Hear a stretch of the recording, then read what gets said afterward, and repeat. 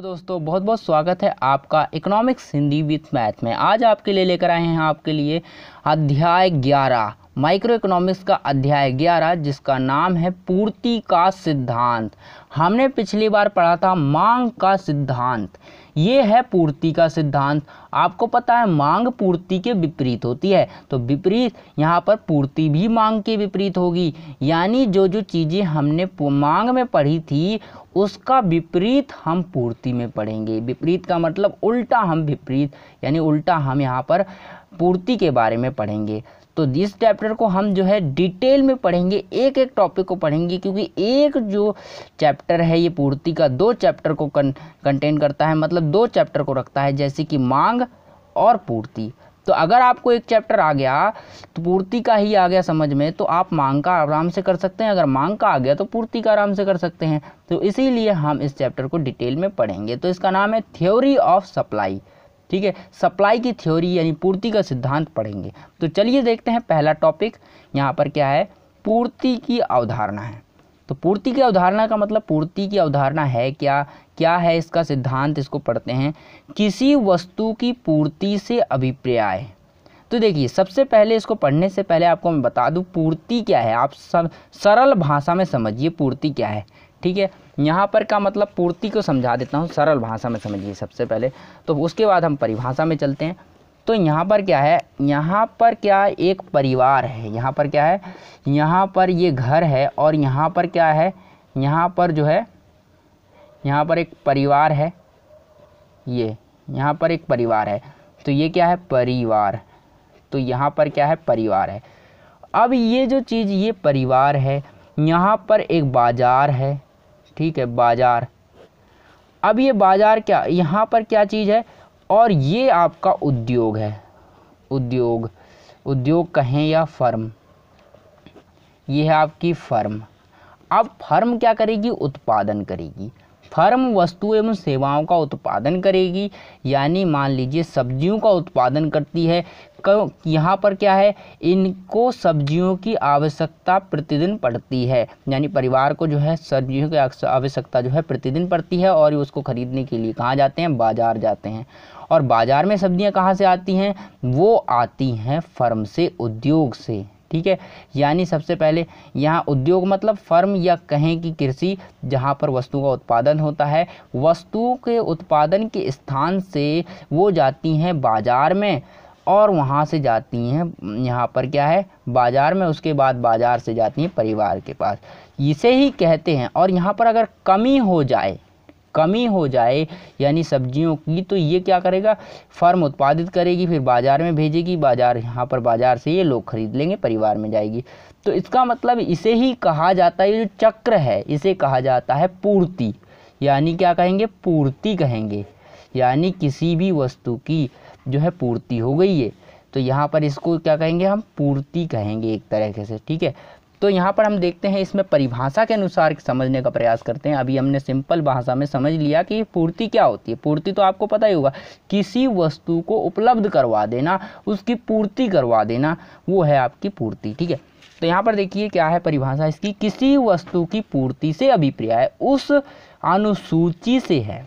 क्या होती है, एक अनुसूची होती है जो वस्तु की उन विभिन्न मात्राओं को प्रकट करती है जिसे उत्पादक वस्तु की विभिन्न संभव कीमतों पर एक निश्चित समय पर बेचने के लिए तैयार है। पूर्ति क्या है भैया, देखो क्या कह रहा है, पूर्ति क्या है। पूर्ति का मतलब क्या होता है कि एक अनुसूची से होती है, यानी पूर्ति एक अनुसूची होती है, या कहें कि एक तालिका होती है जो कि वस्तु की विभिन्न संभव कीमतों पर यानी विभिन्न मात्राओं को प्रकट करती है। यानी क्या कहना चाह रहा है कि यहाँ पर पूर्ति क्या होती है, पूर्ति क्या होती है, एक तालिका होती है। इस प्रकार से एक तालिका है, यहाँ पर इस तरह से तालिका है। ठीक है, ऐसे एक तालिका है, एक अनुसूची है यहाँ पर, जैसे कि एक वस्तु, दो वस्तु, तीन वस्तु ऐसी लिखी हुई हैं जो कि वस्तु की मात्रा को प्रकट करती है।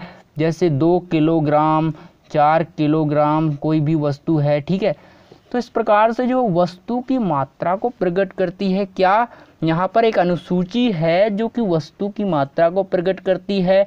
और आगे क्या है हम देखते हैं इसमें, जो वस्तु की मात्रा को प्रकट करती है, जिसे उत्पादक वस्तु की विभिन्न संभव कीमतों पर एक निश्चित समय पर बेचने के लिए तैयार है। यानी ये एक अनुसूची जो कि वस्तुओं की विभिन्न मात्राओं को प्रकट करती है और जिसे जो है एक उत्पादक, जो वस्तु का उत्पादक है ना, उत्पादक यानी वस्तु को बनाने वाला है, वो एक निश्चित समय बिंदु पर यानी उनकी संभव कीमत पर, वस्तु की जो यहाँ पर इसमें कीमत भी लिखी हुई है, तो इनकी जो संभावित कीमत है उन कीमत पर जो है बेचने के लिए तैयार है, बेचने के लिए। ठीक है, यहाँ पर लिखेंगे बेचने के लिए तैयार है। तो ये क्या है, एक उत्पादक जो है वस्तुओं को बेचने के लिए तैयार है। ठीक है, यहाँ पर क्या है, वह एक तालिका होती है, यानी पूर्ति का मतलब क्या है, एक तालिका से होता है जिसमें यानी वस्तु की विभिन्न मात्राओं को प्रकट किया जाता है और जो उत्पादक जो होता है वो उन वस्तुओं की विभिन्न मात्राओं को उनकी विभिन्न कीमतों पर बेचने के लिए तैयार होता है, तो उसे कहा जाता है पूर्ति। तो दोस्तों आपको समझ आ गया होगा पूर्ति क्या होती है। हम आगे बढ़ते हैं, अब देखते हैं स्टॉक तथा यानी पूर्ति तथा स्टॉक।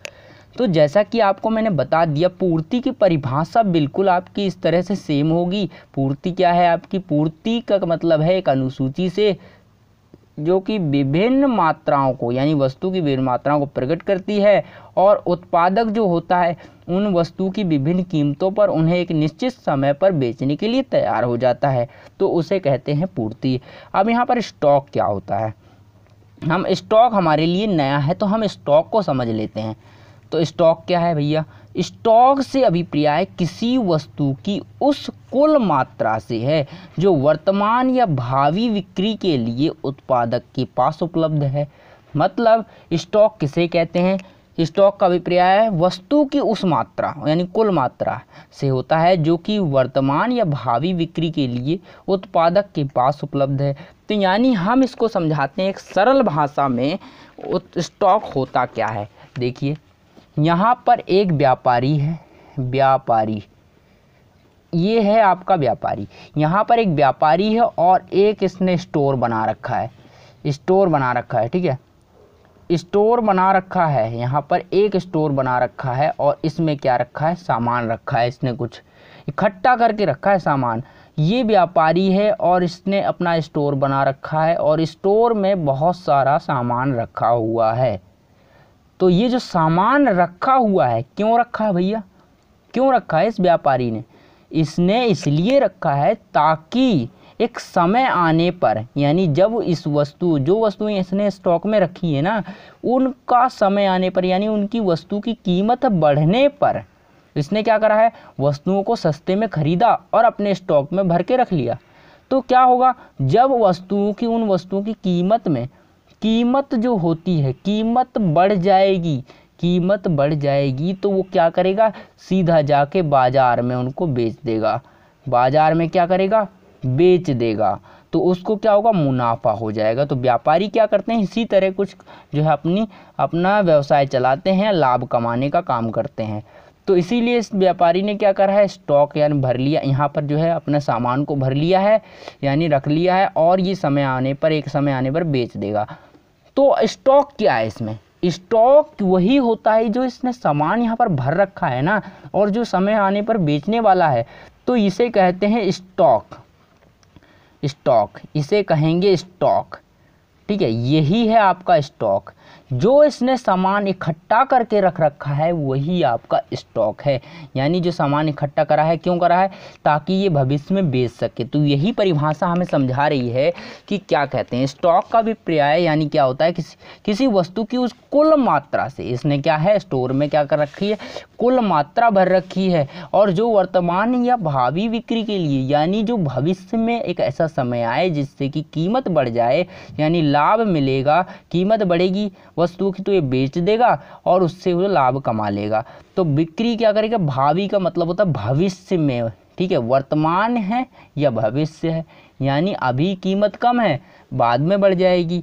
तो क्या करेगा वो, उत्पादक के पास उपलब्ध है, यानी वो अभी अपने पास रख के रखा है, यानी अपने पास उसने रख रखी है, जब समय आएगा यानी वस्तु की कीमत बढ़ेगी तो वो बेच देगा। तो यहाँ पर जो उसने सामान इकट्ठा करके रखा है उसे ही कहते हैं स्टॉक।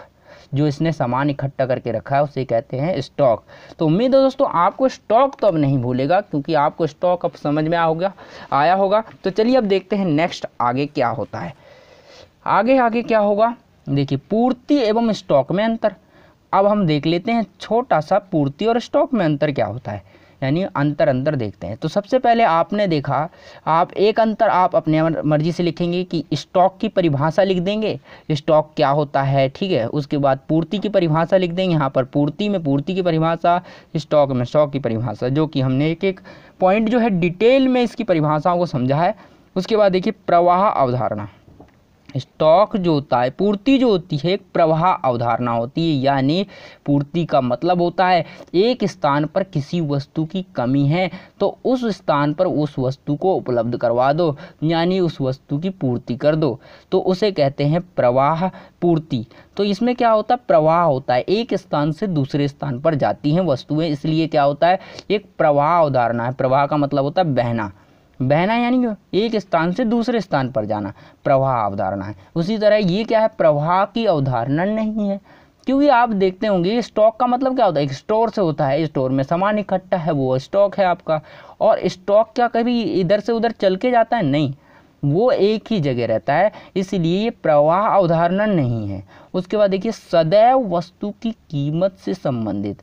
ये जो पूर्ति होती है वो वस्तु की कीमत से संबंधित होती है, क्योंकि स्टॉक में इसने व्यापारी ने भर के रखा है ना सामान की वस्तु की कीमत बढ़ेगी तो भविष्य में बेच देगा। लेकिन अगर यहाँ पर क्या होगा, स्टॉक में यहाँ पर देखिए पूर्ति का मतलब क्या है, पूर्ति सदैव वस्तु कीमत से संबंधित है, यानी क्या मतलब है यहाँ पर कीमत से, और यहाँ पर कीमत से संबंधित नहीं है। तो इसमें जो है इसको समझते हैं हम क्या है, इसको डिटेल में समझते हैं। पहले गहराई से समझेंगे कि सदैव यानी पूर्ति की कीमत, यानी पूर्ति का जो है कीमत से संबंधित है। देखिए मान लीजिए यहाँ पर कीमत से संबंधित होती है पूर्ति, क्यों होती है, वो कैसे होती है ये देखते हैं। तो यहाँ पर देखिए मान लीजिए ये बाजार है आपका, ये है आपका बाजार, और बाजार में क्या मान लेते हैं, आलू मान लेते हैं। आलू जो है आए हैं, आलू की मात्रा कम हो गई है, ठीक है, बाजार में आलू की मात्रा कम हो गई है। तो क्या करना है, कम हो गई है, तो इस आलू की मात्रा जब बाजार में कम हो जाएगी तो इसका मतलब क्या हुआ, तो आलू की कीमत में क्या प्रभाव पड़ेगा, आप सोच के बताइए, कीमत क्या होगा, बढ़ेगी या घटेगी। तो यहाँ पर आप बताइए बढ़ेगी या घटेगी। तो यहाँ पर क्या है, जो आलू की मात्रा जब बाजार में कम हो जाएगी, यानी आलू जो है बाजार में कम मात्रा में उपलब्ध रह जाएंगे, तो उसकी कीमत बढ़ेगी या घटेगी। यहाँ पर जो है कीमत जो है हमेशा जो है इसकी बढ़ जाएगी, यानी कीमत क्या होगी, बढ़ जाएगी। अगर कीमत बढ़ गई है तो कीमत बढ़ गई तो यहाँ पर क्या है, कुछ लोग ही सो खरीद पाएंगे, यानी अब क्या करना पड़ेगा, अब किस चीज़ की ज़रूरत है, अब यहाँ पर जो ज़रूरत है पूर्ति की ज़रूरत है, यानी वस्तु आलूओं को बाज़ार में और कहीं से लाने की आवश्यकता है ताकि इसकी कीमत को निर्धारित किया जा सके। यानी अगर कीमत बढ़ी है, अगर आलू और आ जाएंगे तो यहाँ पर जो है इसकी कीमत संतुलित हो जाएगी।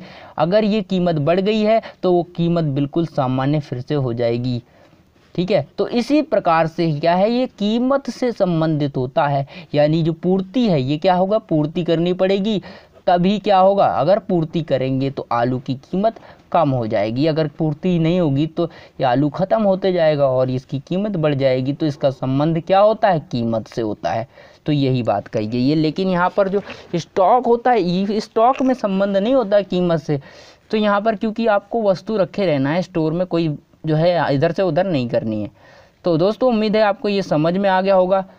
तो अब हम करेंगे, हम अगले चैप्टर जो है अगला इसका पार्ट लाएंगे जो है इसकी हम वीडियो बनाएंगे बड़ी डिटेल में, एक एक पार्ट करके। तो आप सारे पार्ट जो है एक तरफ से ध्यान से देखिए, तो उम्मीद करूँगा आपको जो है बहुत सारी जो है चीज़ें समझ में आ जाएंगी बहुत डिटेल में। तो चलिए दोस्तों, फिर मिलते हैं अगले पार्ट में इस वीडियो के।